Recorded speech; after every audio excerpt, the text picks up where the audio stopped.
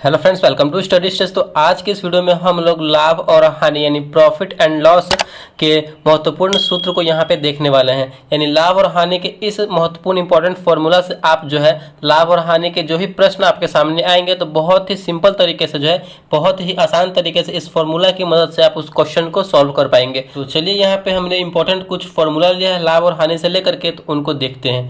पहला हमारा अगर लाभ निकालना हो, अगर आपके सामने लाभ और हानि का कोई क्वेश्चन हो और उसमें बोला जाए कि लाभ निकालने के लिए, तो लाभ निकालने के लिए हमें क्या करना होगा। तो सबसे पहले आप ये समझिए कि लाभ, हानि, विक्रयमूल्य और क्रयमूल्य क्या होता है, यानी कैसे पहचानेंगे ये लाभ हुआ है, हानि हुआ है, विक्रयमूल्य क्या होता है, क्रयमूल्य किसे कहते हैं। देखिए, लाभ कब होगा, जब आप कोई वस्तु 5 रुपए में लिए हो और किसी कस्टमर को जो है आप जो है उसे 10 रुपए में बेच रहे हो। तो यानी 5 रुपए में लिए हो, 10 रुपए में बेच रहे हो, तो हमें क्या हुआ, उसमें 5 रुपए का प्रॉफिट हुआ है, लाभ हुआ है, तो वही हमारा लाभ कहलाता है। ठीक। हानि कहने का मतलब क्या है, आप कोई पेंसिल अगर लिए हो 2 रुपए में, ठीक, और किसी को आप 1 रुपए में दे दिए पेंसिल, तो उसमें हमें क्या हो जाएगा, 1 रुपए का हानि हो रहा है, लॉस हो रहा है, तो वही हमारा हानि हो गया। ठीक।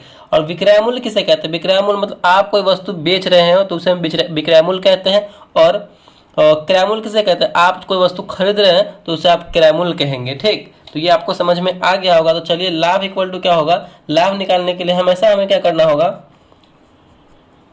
विक्रय मूल्य माइनस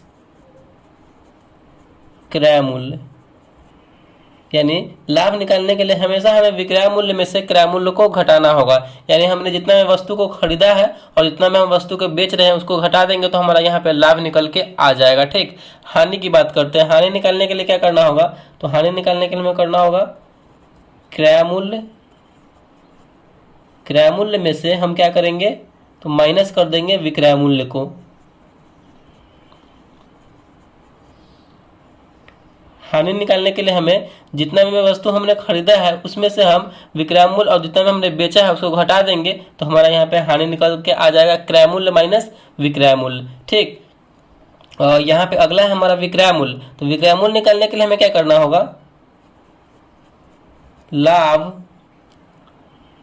प्लस क्रय मूल्य। यानी विक्रय मूल्य निकालने के लिए हमें लाभ को और क्रय मूल्य को आपस में जोड़ देंगे, ऐड कर देंगे तो हमारा यहाँ पे विक्रय मूल्य निकल के आ जाएगा। ठीक।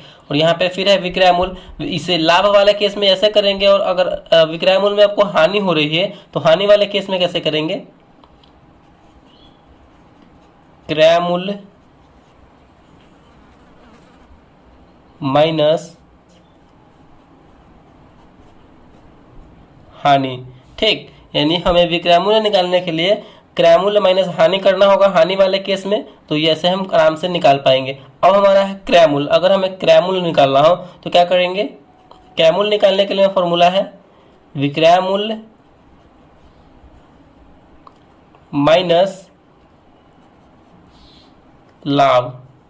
क्रय मूल्य निकालने के लिए हमें विक्रय मूल्य माइनस लाभ करेंगे तो हमारा यहाँ पे क्रय मूल्य निकल के चला आएगा। क्रय मूल्य अगर ये लाभ वाले केस में, प्रॉफिट वाले केस में, अगर हानि वाले केस में करना होगा तो कैसे करेंगे, हानि वाले केस में करना होगा तो हानि प्लस विक्रय मूल्य।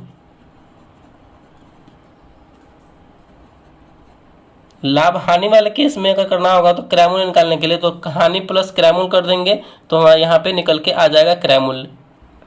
देखिए, आप इस फॉर्मूले को याद करके रखेंगे, अगर आपको अच्छे से याद हो जाएगा, माइंड में सेट हो जाएगा, जब आप क्वेश्चन बनाएंगे ना तो खुद पे खुद आपको फॉर्मूला जो दिखने लगेगा कि हाँ कौन सा फॉर्मूला कहाँ पे यूज होगा। ठीक। अगर यहाँ पे बोला जाए आपको लाभ प्रतिशत, क्वेश्चन दिया हुआ हो, पूरा उस क्वेश्चन में बोला जाए कि लाभ प्रतिशत निकाले, तो लाभ प्रतिशत निकालने के लिए हमें क्या करना होगा, लाभ गुने 100, जो प्रॉफिट आया है उसमें और 100 से गुना कर देंगे और बटे में क्रय मूल्य कर देंगे।